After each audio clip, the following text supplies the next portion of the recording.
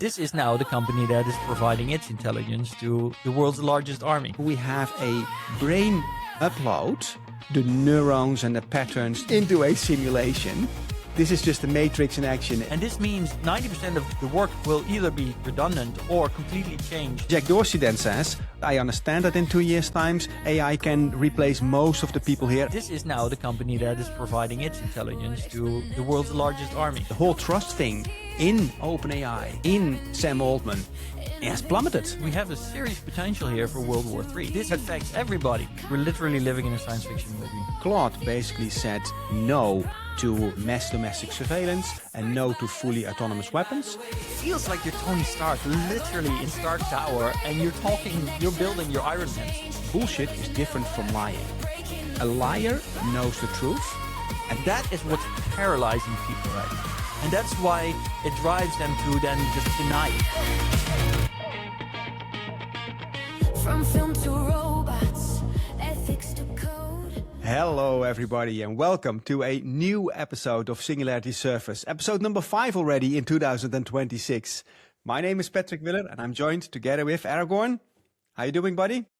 Yeah, I'm doing amazing. I'm doing amazing. The spring has kicked in, so the weather is outside. I can smell it in the air, and well, there's a lot of other stuff that gets me super excited, but we'll get to that in a second. Absolutely. Before we dive in what's coming, what it means and what to do, I heard the news that you have a new girlfriend. I have a new girlfriend. About that? Claudine, yes.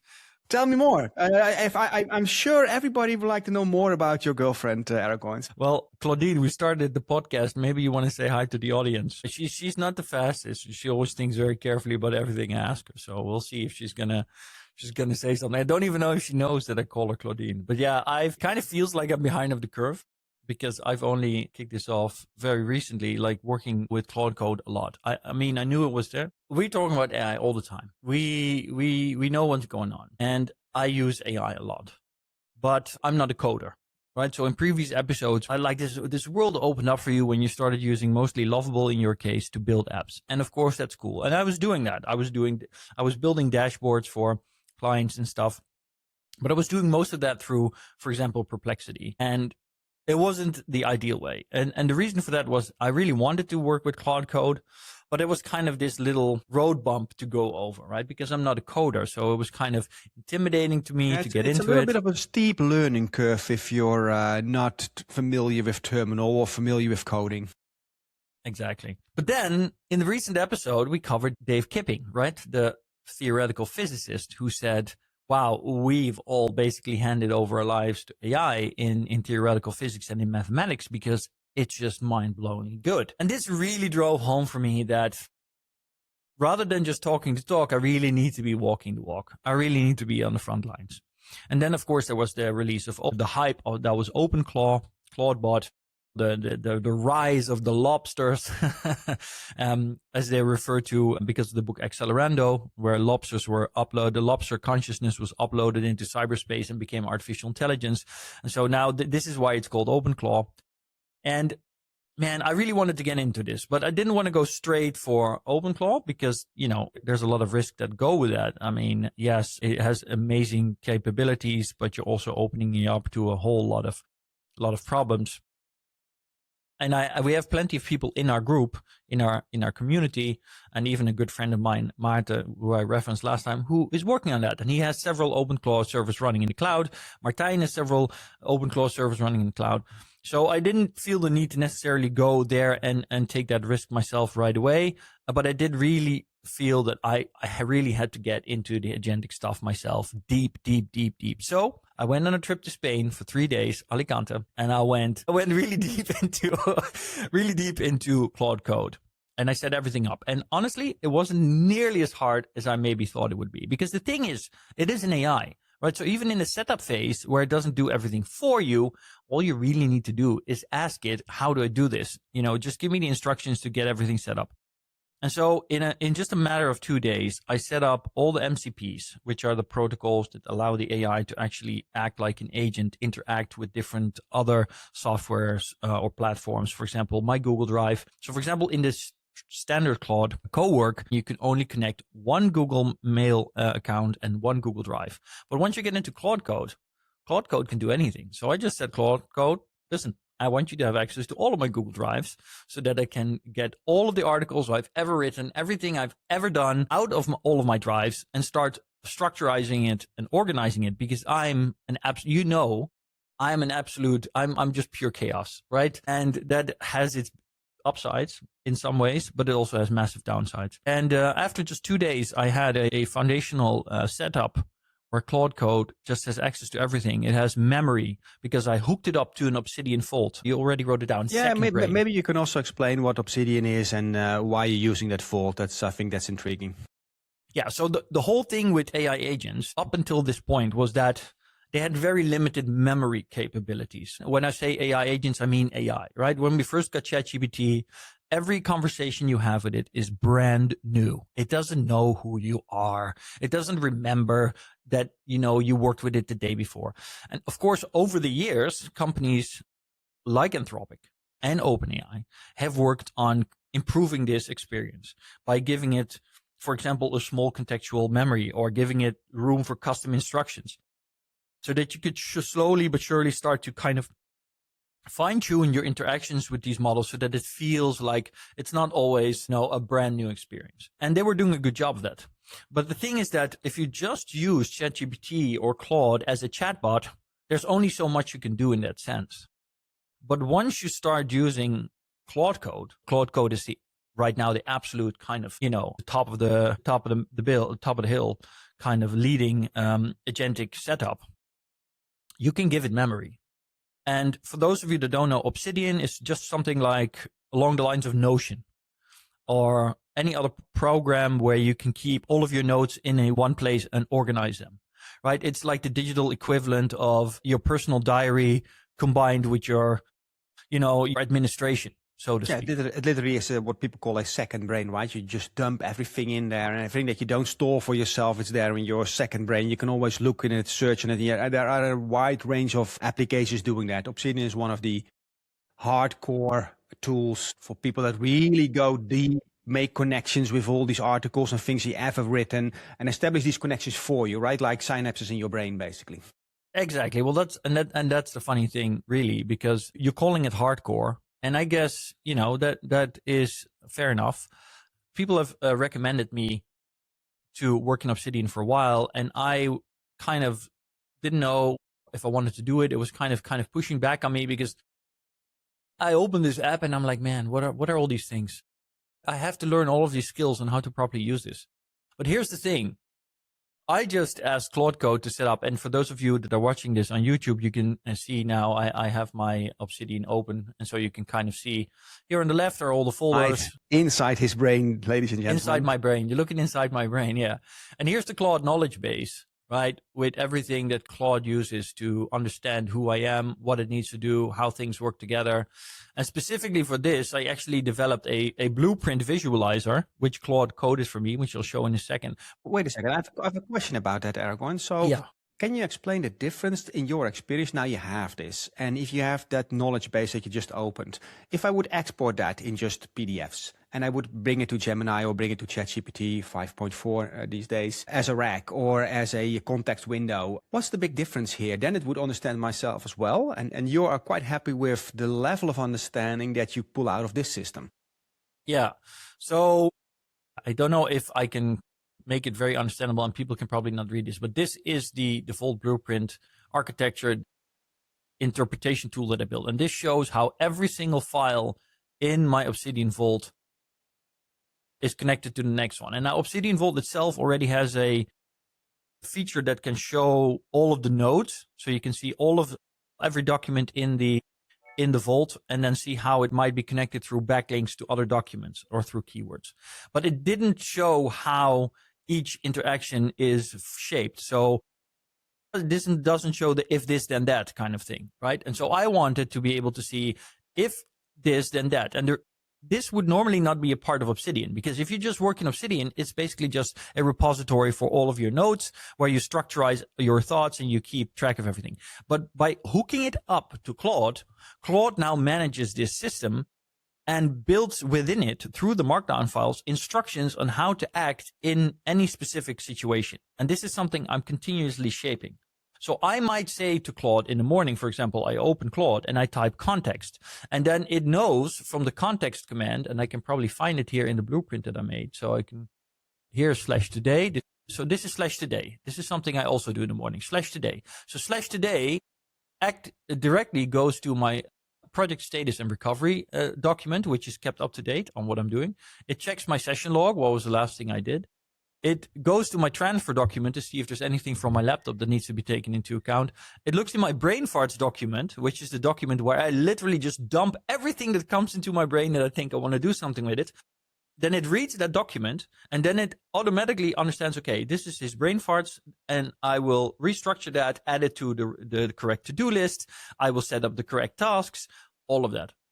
And so and then /context here, for example, automatically activates my worldview and core thesis, which is then read into Claude so that Claude completely understands who I am, what my goal is in life, what my theses are on the world, and that contextualize everything I do. That's super impressive, man. It's yeah, super impressive. It's also kind of, I want to do this too. I've been working with Claude, but I'm so structured in my data already that it's for me easier to find the relevant data. But I'm now thinking about maybe I'm missing out on some layer of intelligence that is maybe feeding me thoughts or combinations or correlations between different documents or ways of thinking that I'm not thinking about, and maybe I should explore this as well.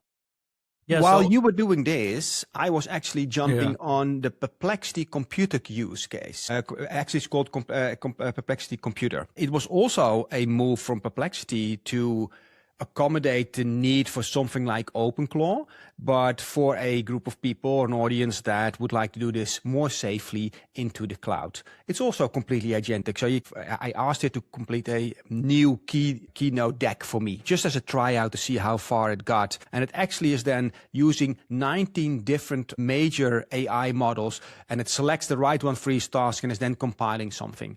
It actually did a shitty job on creating a keynote for me. That was a task too difficult, maybe because I didn't have that brain information that you just showed. Maybe if I had something more there, it would be more successful.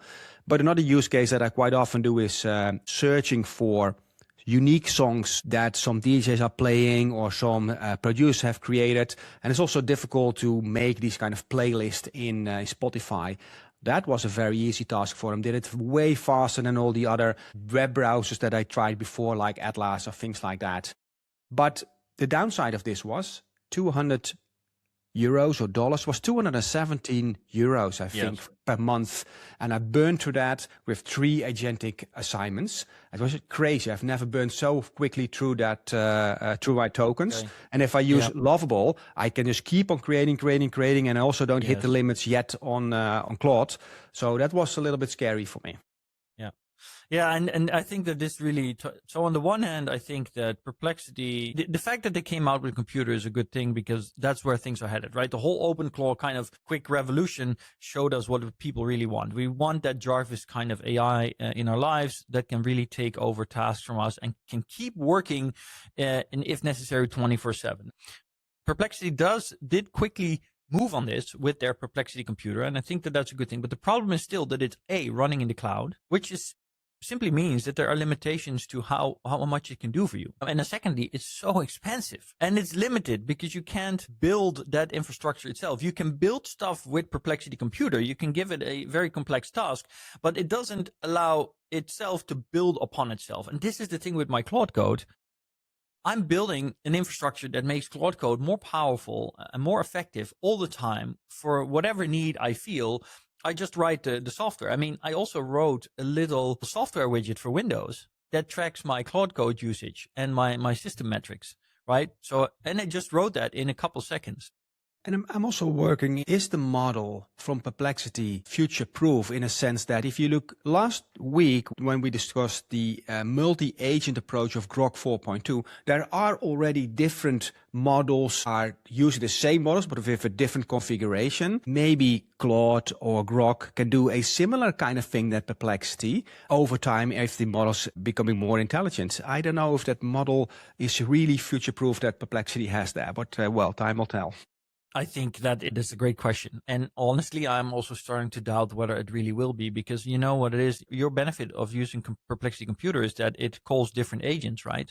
So it's using multiple agents and it gets the right agent for the right job. And that is very enticing. But honestly, I asked Claude Code, can we start tying in Google Gemini for deep research, as 3.1 is right now the best for deep research? And the answer is probably yes. The answer is, well, yeah, we can set that up. Right. And it just goes off, spawns a couple of sub agents, because that's how I set it up now. It spins off some sub agents, which then go and research it. And then it basically builds the integration.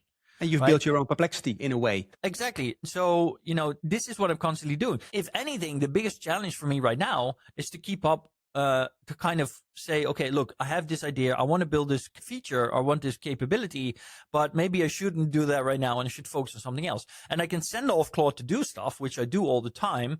And I have come to the point where I actually ran out of tokens once, because some tasks take a lot of tokens, others not so much. But even there, then I realized, wait, I need to ask Claude to come up with ways to improve efficiency. So we use the minimum amount of tokens for the maximum effect. So we also build systems for that and workflows for that and rules for that, right? So it's just like, it feels like you're Tony Stark, literally in Stark Tower, and you're building your Iron Man suit. That's literally how it feels right now for me. So yeah, to come back to the initial thing, I highly doubt that Perplexity has a long-term future at this point, if I would have to judge. I think it's going to be very hard because the bar is coming down, right? The entry bar, which I described at the start, which you also experienced, like, okay, we need to get into this, but maybe, it's a little scary, but that bar is coming down very rapidly, right? And if you see the benefits that people around you get from doing this kind of stuff, that drives the pressure to get in on this, right?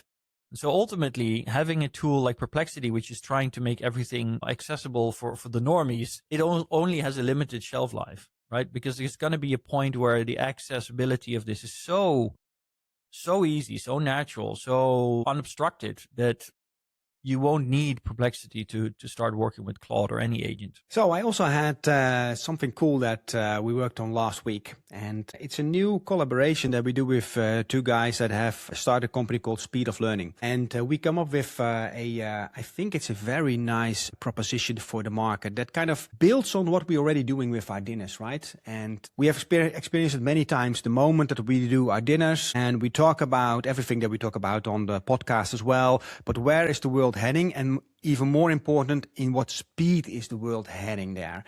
It always opens the discussions about how do I pivot my organization from a linear organization to an exponential organization? And there's more to experience, because everything that you just explained about what you can achieve if you go all in on vibe coding, using cloud co-work and all these kind of tools, most of the executives know these tools are out there, understand what the tools are doing, but have not been hands-on. I've asked many of them, have you then vibe coded something yourself? No, they haven't.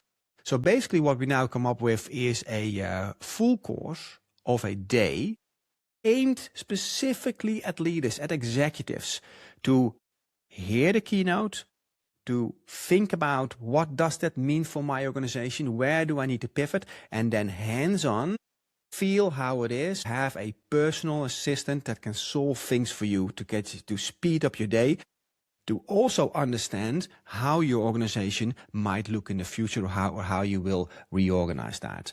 And we have laid the groundworks in the past week. This is definitely something that we're bringing to market very soon, and I'm pretty engaged and positive and excited about this proposition. I cannot wait to get started with it. Actually, I'm super excited, and I think I'm going to do something maybe slightly unexpected for you, but of course we had our session last week building this amazing joint venture, if I can call it that, between ourselves and Jelmer Wilbert. And I'm super excited, of course, and I've been working with all of you as well to kind of shape this. You know that in the past, I've always said that I don't really have a big interest in becoming a trainer again, because I just love being the nutty professor and speaker. But my super recent extreme excitement about working with Claude Code has changed my mind on that, depending on the need and where things are going. We have some potential first really big clients lined up already, which is super exciting. But I can see a scenario in which I definitely would enjoy being one of the facilitators, depending on the topic and the way.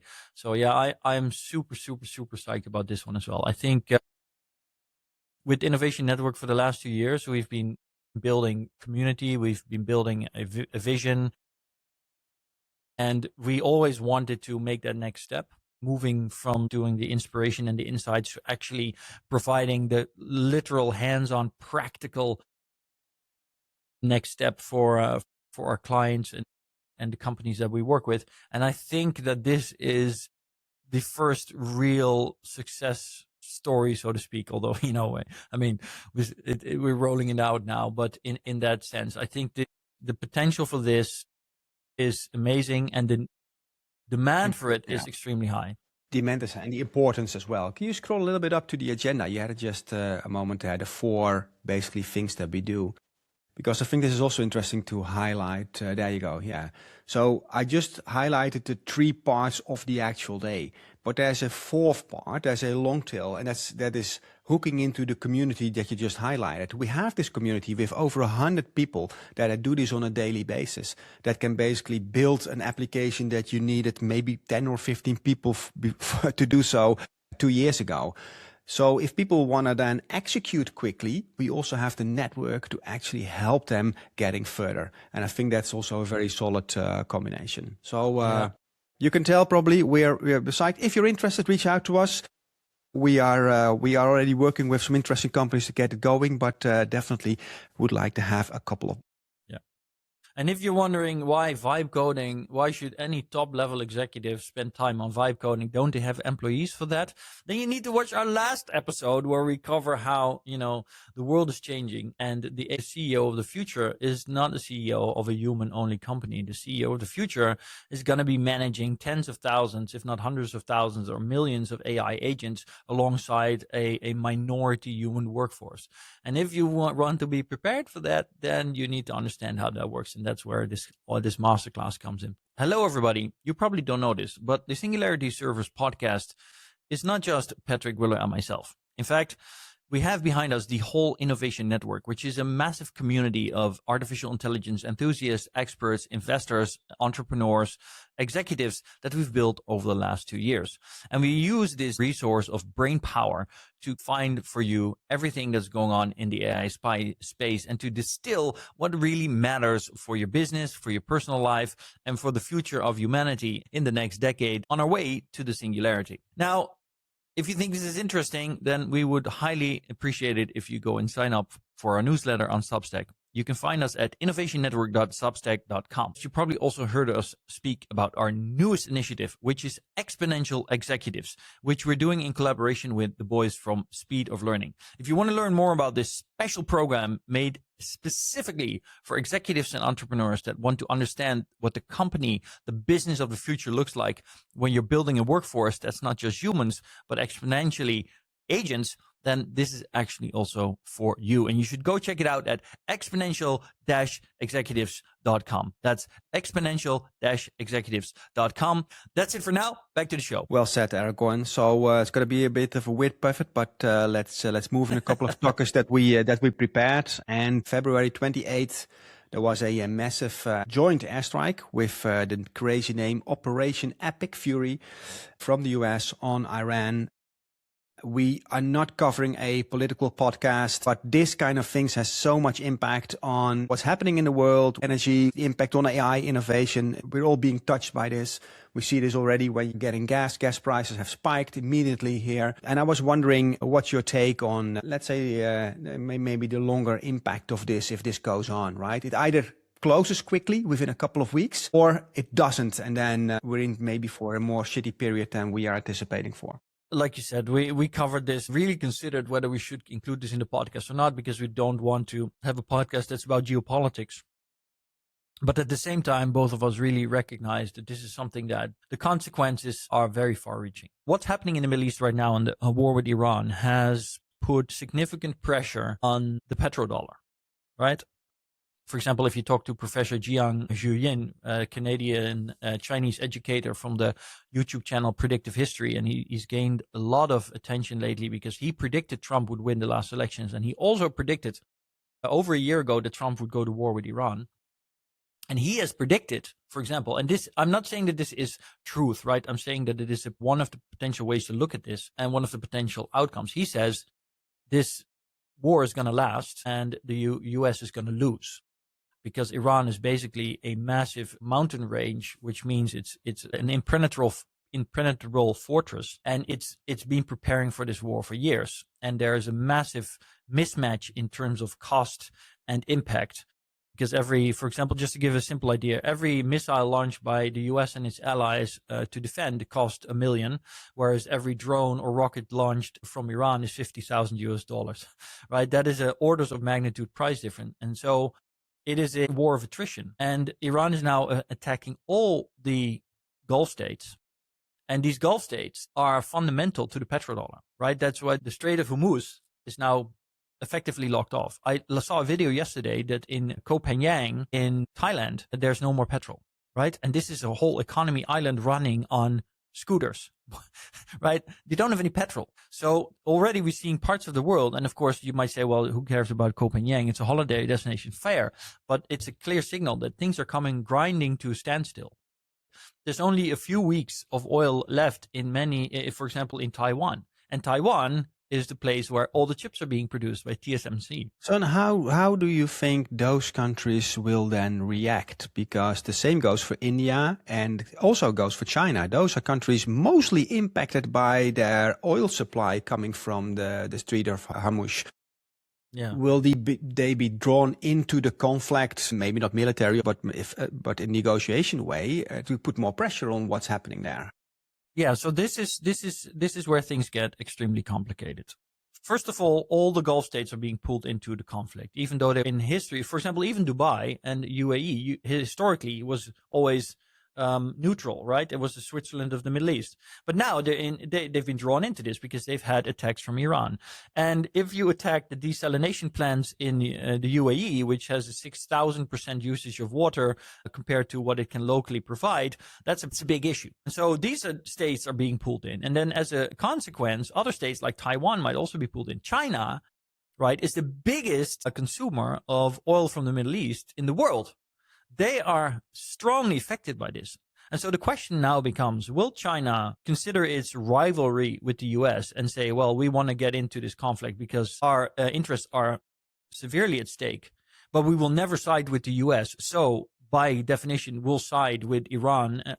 Or will they say, well, we're going to get over our differences for now because the US and China have a common interest. So we're going to move on Iran together. Then there's, of course, Putin who's involved, who is actually still delivering weapons to Iran and is an ally of Iran, which is crazy if you think about it, because Iran is a nation of suicidal maniacs, or at least led by a nation of suicidal maniacs, a religious extremist. And so I don't know.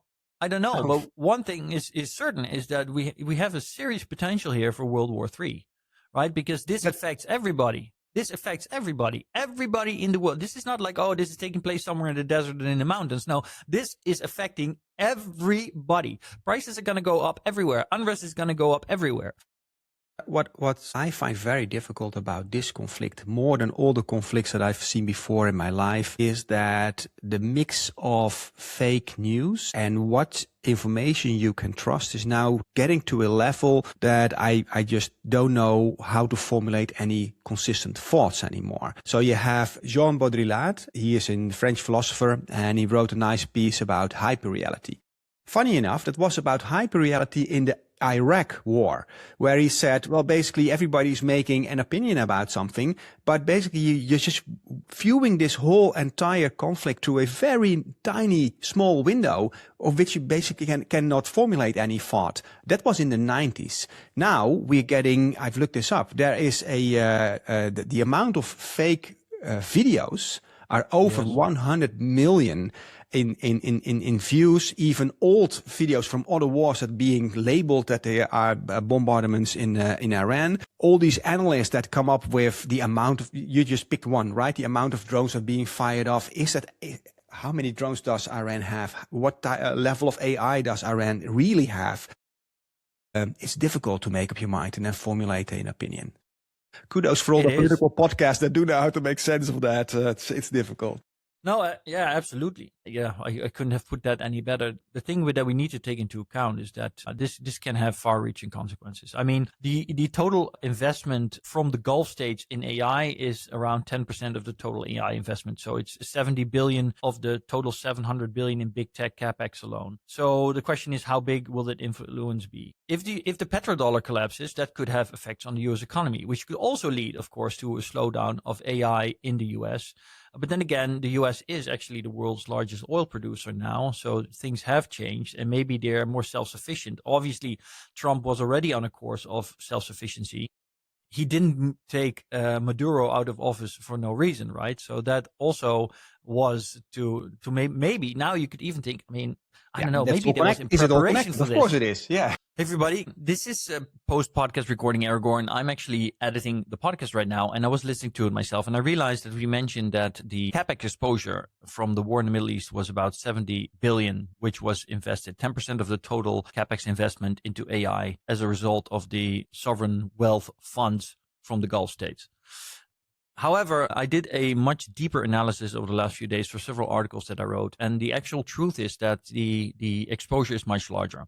The total exposure of potential of pledged investments over the next few years is over 300 billion, which means that the impact of the Gulf states potentially retracting their investments in AI is far more significant than I even realized during the recording of this podcast. And I just wanted to point that out. I will be writing a very extensive article on this, which will be released on Substack this week. And I've already wrote an article for the Dutch website BusinessWise, where you can read it if you're Dutch, or you can use a translator, of course, where I go in depth on some of the deeper problems caused by the Iran war for example, chip production and memory production capabilities in Taiwan and South Korea. That's it. Back to the show. Right. So there's a lot of things to consider.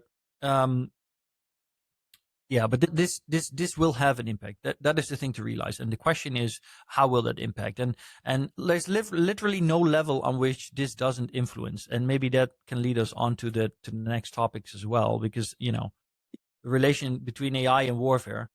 I think that's a great bridge, because months ago, I was not so afraid of companies nationalizing or grabbing or seizing AI centers or companies. But the conflict that we highlighted 2 weeks ago already, where Claude basically said no to mass domestic surveillance and no to fully autonomous weapons, and were then classified as a supply chain risk for national security by the Pentagon, which was then leading to OpenAI snatching the contract a couple of hours later. That might be an indication of where we're heading in these types of wars, right? Because AI is winning you these types of wars. Having drones as a cheap price is one thing, but having an AI network behind it that makes an intelligent decision how and what and when to do with it is even more important.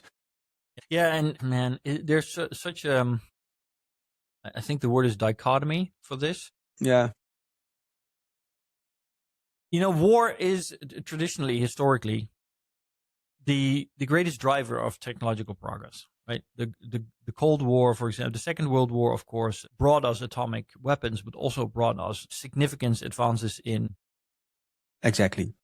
physics, and therefore war is the father of all things. That's exactly what the ancient Greeks already said, right? Yeah, we got jet airplanes simply because of the Second World War, right? But otherwise it might have taken another half century. And then in the Cold War, of course, we got the space race, which led to the microwave, Velcro, all kinds of insulating materials, massive rapid evolution of material sciences. It led to the computer.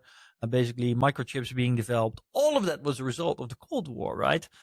And so on the one hand, you could say, well, if we are going into a period of unrest, and in this case, wars, we have the Ukraine war, we have the Iran war, that is going to speed up technological progress. Sure. Yeah. But we also have to underline that this war in Iran is not the second Cold War, where both parties are afraid of mutual assured destruction. And therefore, yes, they're in some kind of war, but they're trying to minimize actual conflict. No, this time, this war in Iran is with basically a regime of religious fanatics that believe that the afterlife for Allah is more important than the life in this world. And they would happily nuke the entire world if they think that they can't win, right? And that is a very dangerous precedent. Now, on the other side of that is that, as far as we know, they don't really have any significant AI. But again, then we come back to the World War III scenario. If everybody's drawn into this conflict, that might change, right? Because if China is drawn into it, and they're drawn into it on the opposite side of the US, then we do have two superpowers with AI, right? And even the hacker network of Putin, right? He has multiple state-backed hacker groups that might be applying AIs, even open source ones from China. The consequences here are very, very, very far reaching. And we have some actors in this whole thing that playing a significant role that might not act according to the logic and reason of the West, as we've seen it in the last century with the rise of nuclear. And that makes this whole thing so complicated. I think that we're in an extremely risky scenario now with the Department of War now. It's no longer the Department of Homeland Defense, or what was it called before? It's now the Department of War. Wants artificial intelligence. I mean, yeah, in some ways, it really almost feels like a Terminator 2 movie scenario. You know what I'm talking about? No, exactly. And then you see also the ripple down effects of that. So Claude never was in the top 100 of the App Store, not even the top 100, and it skyrocketed to the #1 space in America. The amount of people that publicly pledged to move away from OpenAI to Claude is staggering. But Anthropic is also smart. They made a memory upload tool, and look at LinkedIn, at least in our bubble, everybody is talking about moving all their entire chat history, basically the second brain that we talked about in the beginning, all the way to Claude to move. Dus there you see the how quickly these things have an impact in society, and people trusting also major players. The whole trust thing in OpenAI, in Sam Altman, has plummeted. It is super quickly plummeted with this move. Well, based on other actions that he did in the past, but it's not good. And then they rushed also into releasing more tech. They lost GPT 5.4 very quickly. Yeah. So the race is heating up. In the last podcast episode, we already, both of us, predicted that Anthropic's move to deny the Pentagon might be the strongest marketing move in history. And that literally came through. Like a couple of days later, they got like a 1.5 million new users in a single day because they said no to the Pentagon. And as soon as the Pentagon announced that they didn't want to work with Anthropic, it was like everybody was like, oh, I need Anthropic, which is crazy to see. And then at the same time, ChatGPT and OpenAI, like I think last time I said, I called Sam Altman a Judas, which I really think he is for how he approached the whole thing, but it seems to be the global sentiment. It's crazy. 2 years ago, you would have never believed that OpenAI could put themselves in this kind of position, but they've really completely fallen off from being the crowd favorite, right? Nobody's rooting for them anymore at this point, which is crazy to see happening. Yet this is now the company that is providing its intelligence to the world's largest army. There you go. That sums it up, right? Yeah. Yeah, it's we're literally living in a science fiction movie. Yeah, and they looks from the outside like they're rushing some things as well. Not only because of that Pentagon deal, they are just literally behind functionality and in Claude. And now they just recently, a couple of days ago, released GPT 5.4. What's interesting, they are really going for the agentic layer. You mentioned the fact in our prep talk that some of the benchmarks are actually weaker, 5.4 compared to 5.3 or 5.2. But it is more receptive to agentic conversations and computer use, meaning that it can take over your browser and do tasks for you in an autonomous way. That's where they really speed up. Here you see the GDP benchmark, or GDP val. So this is a benchmark for AI based on GDP, right? A global domestic product. So what it does, it says, well, it looks at how well these agents can perform these abilities that would add to GDP. They look at 44 different professions and how they impact GDP and how well AI can perform this. And this evaluation was built by OpenAI itself, by the way. And so you see here that the jump from GPT 5.2, which was scoring 49.8%, which was just at the industry expert baseline. And then it says 70.9, but that includes draws. So that includes where it did the same as a human baseline. So you could technically say, you know, it was already capable of 70.9, scoring 70.9. Now it's jumped up to 82%, 69.2. And that is really significant, right? It's a really significant increase. So what you see here is the OS World verified. And what that means is the measures of a model's ability to navigate a desktop environment through screenshots, keyboard and mouse actions. Then you see the big difference. This line is the old 5.2, and this is now significantly increased the accuracy of 5.4. Yeah. So that's also a nice indication of that. It's interesting because in some ways we see that different models or at least different companies are taking different approaches, right? Anthropic is basically, if you bring it all the way down to the basics, Anthropic's idea, Amode's idea is like, okay, we're going to make our AI super good at coding because then it can recursively improve itself. That's what it comes down to. And then there's Gemini, who say, well, we want to make an AI that completely understands the world because our big business is integrating it into our kind of suite for our users, and they will be using it mainly through their phone. So Gemini needs to understand what it's looking at. It needs to understand computer screens. It needs to understand what it's seeing in the real world and then be able to interact based on that. And then there's OpenAI, which are basically saying, well, we just want GPT-5 to be the generalist go-to solution for all knowledge work so that it can replace all knowledge workers. That's what they're focusing on. Yeah, and while you're saying something that kind of jumps to mind as well, I feel this is also, they have been focused a lot on the consumers. And this release, and the 5.3, is a little bit a pivot more towards the strategy of Anthropic, because this is agentic, also very suitable for enterprises to start working off. I see a little bit of pivot in that direction, basically. Just came to mind now you said that. Yep. What's interesting is that they were really strong about, so we now have 1 million token context window. Well, Gemini had that already. Grok Hayes had 2 million context window, so that was not too impressive, but maybe I'm missing something there. No, yeah. I think this is just a marketing thing. To be honest, context window is relevant, but up until this point, we've also seen that an increase in context window doesn't always necessarily translate to a significant increase in quality. Having a bigger context window is very nice, and we want that, and it definitely has the potential for a great upside.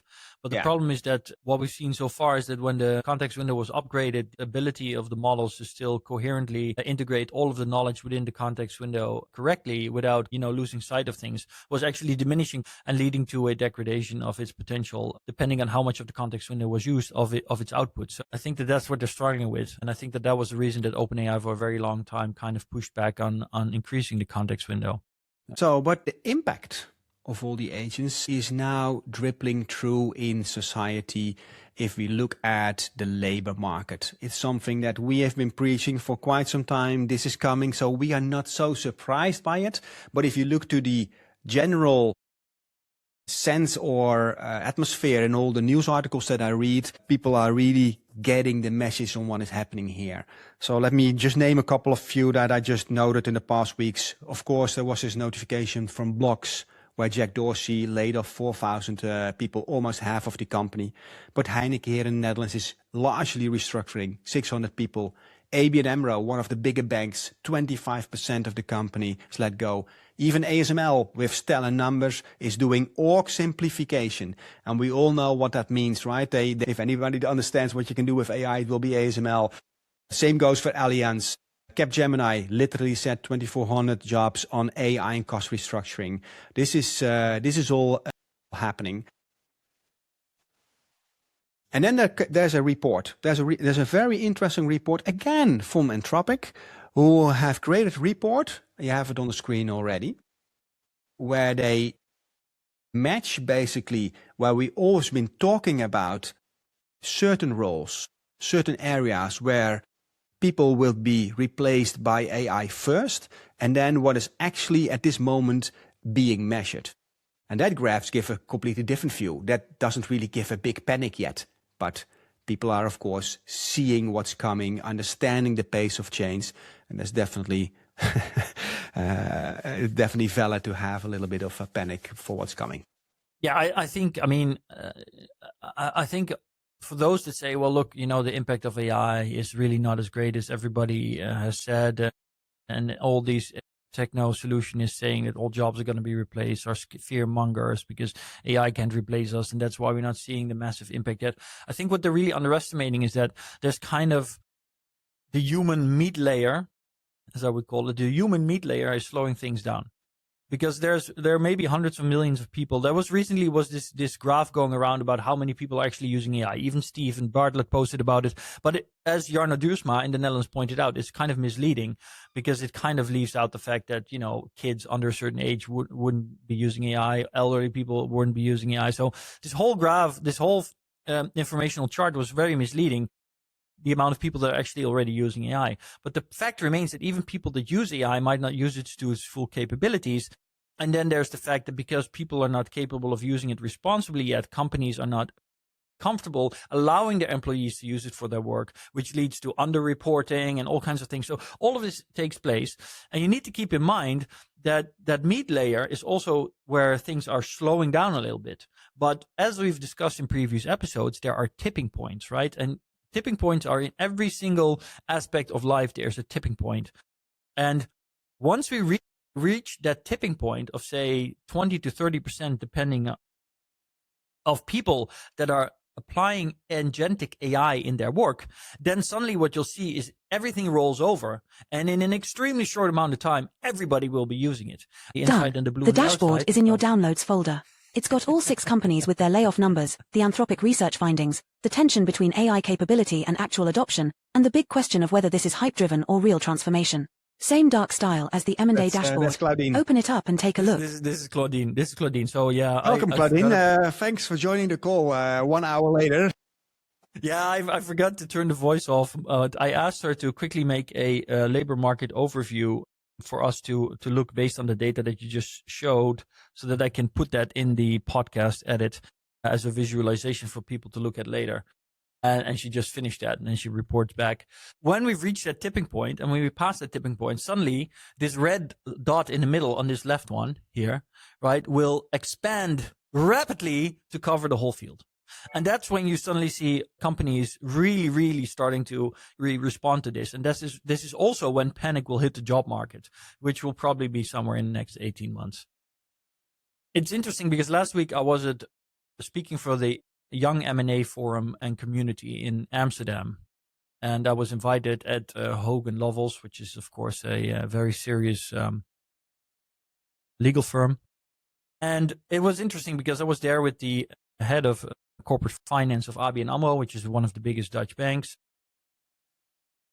and some other people in the panel. And one of them was a lady from Hogan Lovells. They, with all due respect, I mean, these are super smart people, great at their industry, but it was very clear, especially after my keynote, that they were really struggling to kind of get their head around this. And for example, Sander Netelson, the head of corporate finance at ABN, he was like, okay, yes, this is real. This is happening. He was not in any way kind of in denial or anything, but he also didn't really know what it meant. And it was clear from him, his response, that in the boardroom at ABN AMRO, there's only a few people like him that are even like pushing, like, look, we need to do something now. We need to do something now. And everybody else is like, oh no, well, we'll put it on our meeting notes for October. Right? And then the people from Hogan Lovells, etc. as well, they were also kind of, on the one hand, they have their own AI project. They're very kind of innovative that way. They have Craig that they work on, and they're definitely not in denial of AI. But the realization after my keynote of, look, this is what's going to happen. And this means that 90% of the work that you people do in here will either be completely redundant or completely changed and will no longer be done the way it has been done for years. You could see them struggling with that, right? And the young M&A, the lawyers and the financial analysts and everybody in the audience was like, after my keynote, they were like, but what are we going to do? What are we going to do? What are we going to do? Literally. And this is the thing, that it's not just that they don't want to accept it. It's that if they even consider in their mind that this is true, they simply have no idea what to do. That is what's paralyzing people right now. And that's why it drives them to then just deny it. Because that is, even cognitively, it's easier to say, well, this can't possibly happen, right?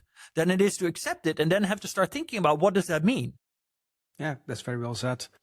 There's also something that I wanted to highlight about Block, because the way that Jack Dorsey is responding, and people, of course, are also negative online. But what I like about it, that he is seeing the trend, is acting on the trend. Because the graph that you just showed with the red, and the story that you tell with it, that red will be bigger in 2 years. And Jack Dorsey then says, well, I see that trend. I understand that in 2 years' times, AI can replace most of the people here, and I'm not going to do layoff after layoff after layoff. I'm sharpen my business strategy around this trend and be ready for it. And then the second thing that I would like to highlight, this is something that governments need to do. A big shout out to the 2 guys from Speed of Learning that we just worked with on the Exponential Executives proposal. These guys have another offering, a specific offering to help organizations, if they have to lay off people, to make those people aware of what's coming and understand exactly the point that you just mentioned. So what do I do now? If you are being laid off, you have to find something new in this landscape, and more companies are laying off. So where do you go to? Well, you have to, for instance, maybe you have to think about being an entrepreneur or doing something else, or learn vibe coding, at least understand AI. All these kind of things are tucked into a training from the guys from Speed of Learning, which is, I think, also a very strong proposition. Yeah, it's funny because every episode we have this moment where you're saying something and I'm like, yeah, this is literally Kai Fu Lee's book. Yeah. That's a good book. This is the chapter, The Job Savior, right? And in the book, it takes place in 2040, and it's, a little bit further along the road. But literally, I think that what you just described is the initial starts of the job savior. Like the ways we are going to deal with the completely restructuring of the job market, trying to reskill people, trying to replace people in different places, find new jobs for them. All of this comes into play now. And all of this is not going to be in 2040. It's going to be in 2030. That's when this is going to be peaking. So what do you have there? This is the dashboard that I built. So literally, I took the notes from our podcast episode. I fed it to Claude Code while you were discussing them. When you said to the audience, oh yeah, Heineken is losing 6,000 people, ABN AMRO's 25%. That's when I gave it to Claude. And then you heard her answer, which everybody heard. And this is what she built in that time, right? Which is just a complete overview of all the data, and it looks nice. And I didn't specify any colors or anything, so she made those decisions on her own. But this just shows, right? This is our life right now. This is how quickly you can execute on something and turn it into something.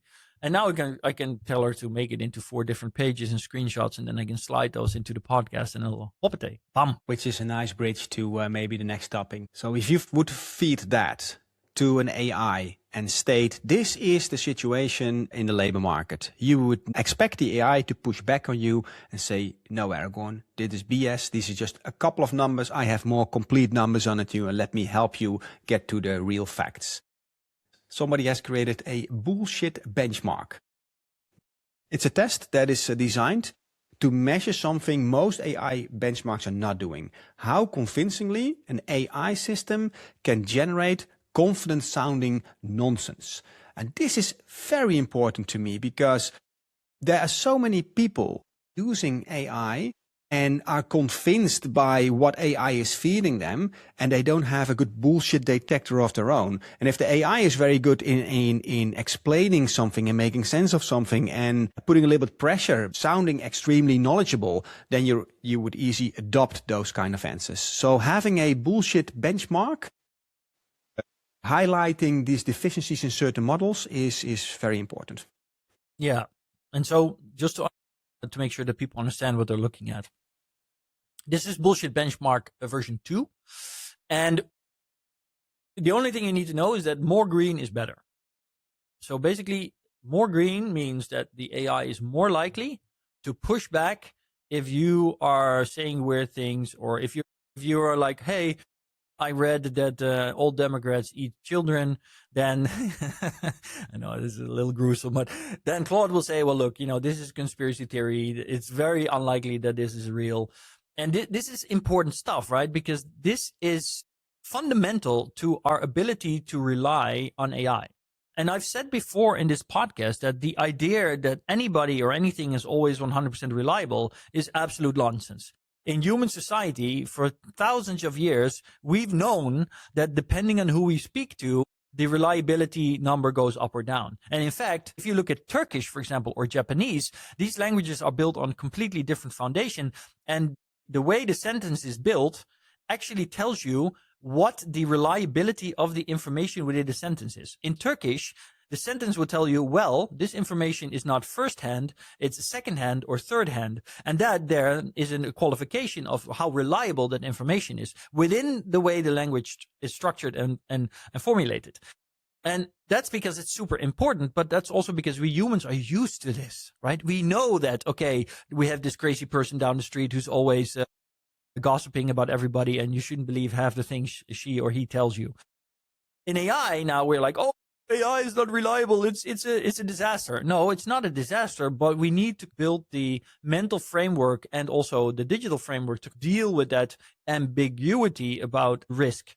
And that's where this benchmark comes in. But we're making a lot of headway because Claude Sonnet 4.6 is scoring really good. Claude Opus 4.5 is scoring really good. 4.6 also scoring really good.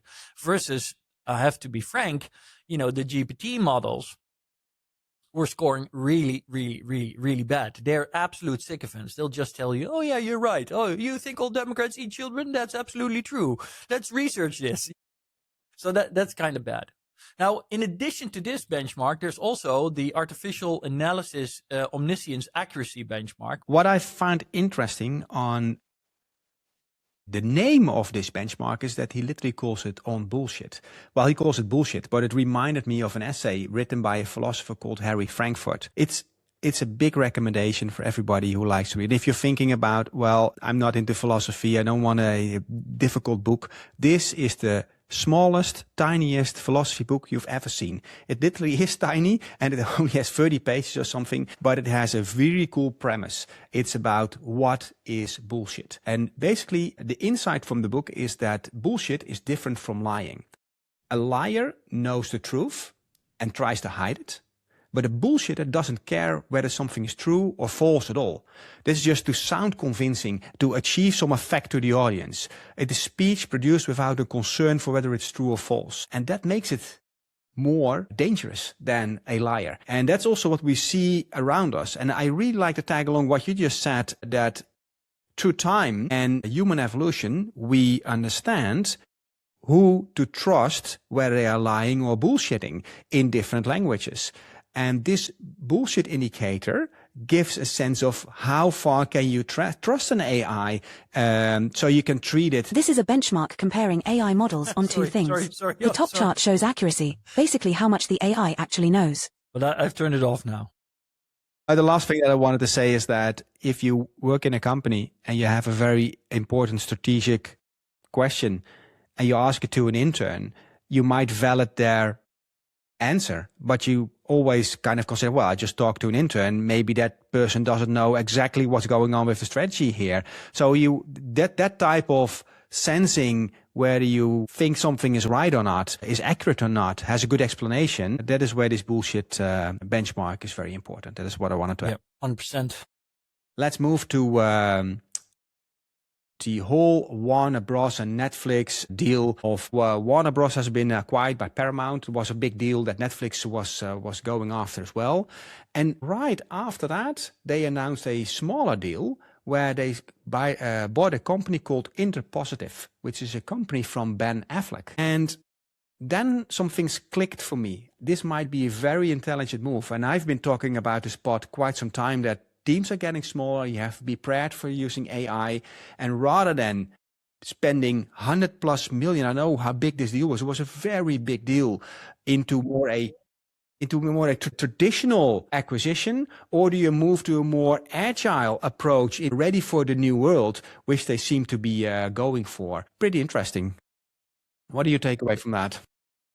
Yeah, I haven't really been following this closely, I have to admit. I was following it right up to the point where I thought Netflix was going to acquire Warner Brothers. And I thought that was good because it would mean a consolidation of a lot of streaming content and intellectual property.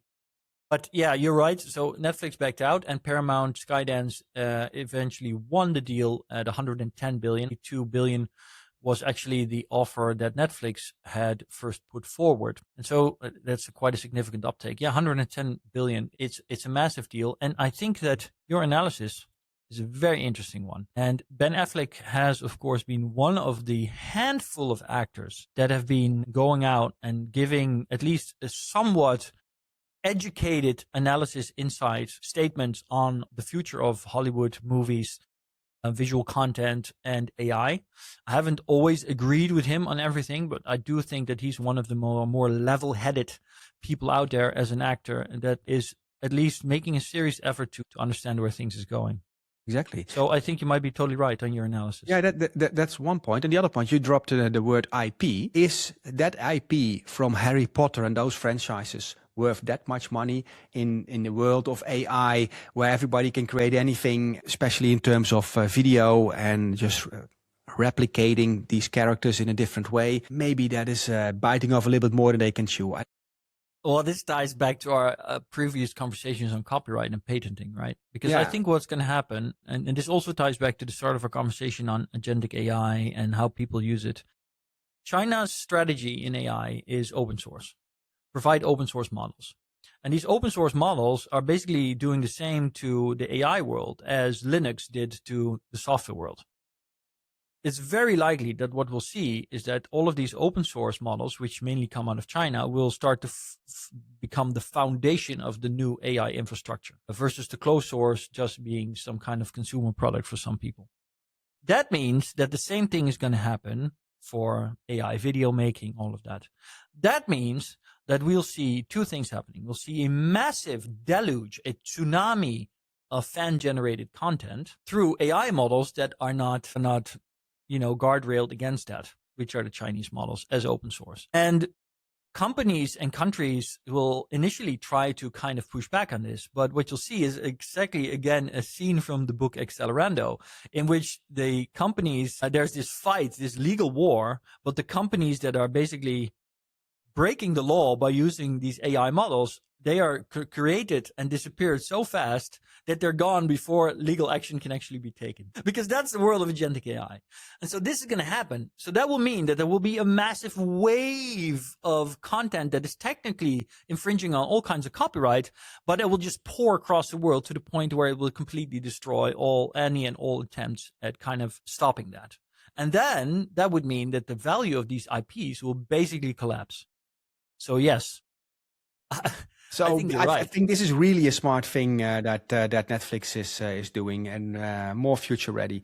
What I also discovered, and it's interesting to mention here, like Affleck's thinking, I understand from researching this topic that he was also behind something called artist equity.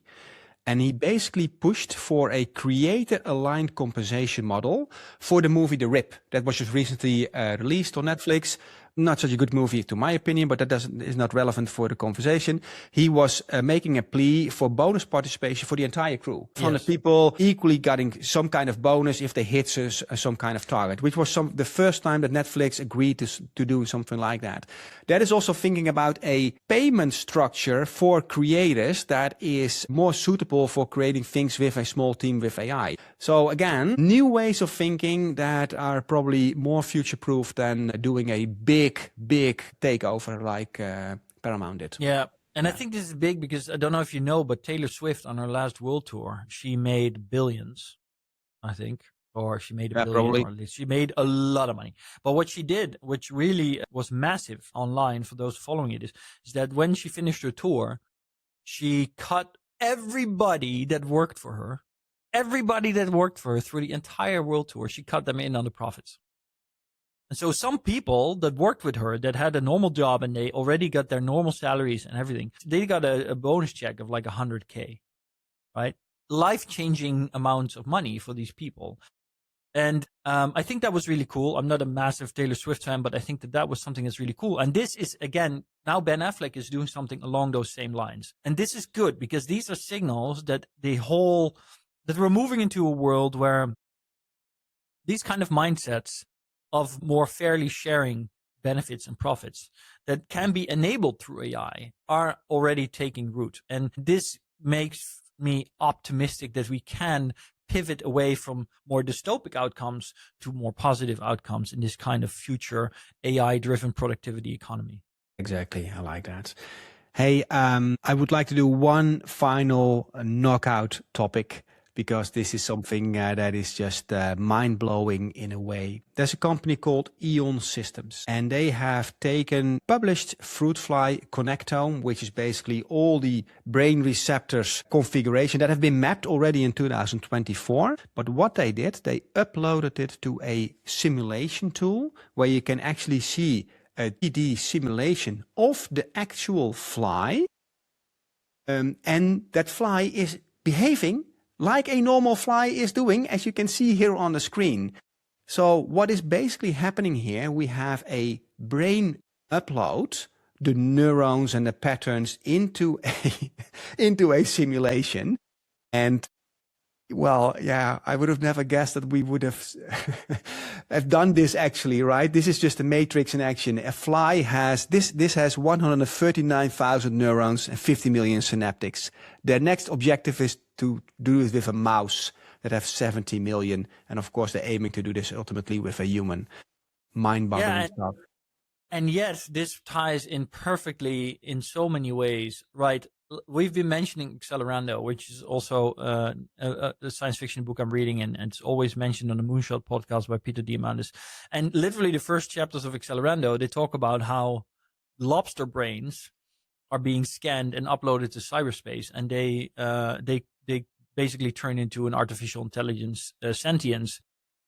And this is part of the whole plot. It's very, very cool. And this is why OpenClaw is called OpenClaw, and it used to be Claudebot. It's a reference to the lobsters. At the same time, Ray Kurzweil, the great prophet of the singularity, he literally predicted this. He said that in the 2020s, we would start to reverse engineer the human brain through simulation, through reproducing and simulating the brain. And that would both help us to understand artificial intelligence, and artificial intelligence in turn would help us to understand the human consciousness and the brain. And so all of these things that have been predicted and that were in science fiction books are now literally happening. And yeah, you're absolutely right. It starts with a fly. Next are going to be mice and lobsters. And then ultimately, this will be humans. And I fully expect that by 2035, we'll have maybe the first candidate of Neuralink who has his brain uploaded or copied or cloned digitally. And by 2040, 2045, I think this will be mainstream practice, where people will either have literal digital clones of their own brain or maybe have their own consciousness uploaded into the cloud. I don't know what we'll have to see by then. But yeah, this is real. And if anybody wants to know where that leads, watch the series Pantheon on Netflix. So, maybe one question to wrap it off. Do you think that the fly understands and knows that he's in a simulation? Well, you know where I stand on this. Somebody asked me last Thursday at Hogan Lovells after my keynote, they said, do you believe in God? Interesting question, right? But that is the kind of stuff that we're pushed towards. And I said, well, I believe in the simulation. I believe that we are in a simulation, which is running inside of another simulation, which is running inside of another simulation, which is running inside of another simulation. And we're probably like 123 billion layers down in the simulation. I think that is a very, very, very likely scenario. So yeah, I think that the fly in there probably doesn't know that he's a fly.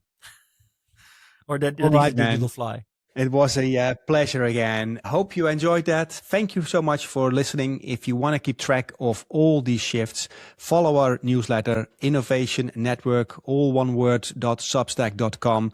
You can subscribe there and surf the singularity together with us. One final request. If you like this, do like it on all the social media platforms. Share it, comment, talk about it. Like they say in the Netherlands. See you later. Oh, It's rap.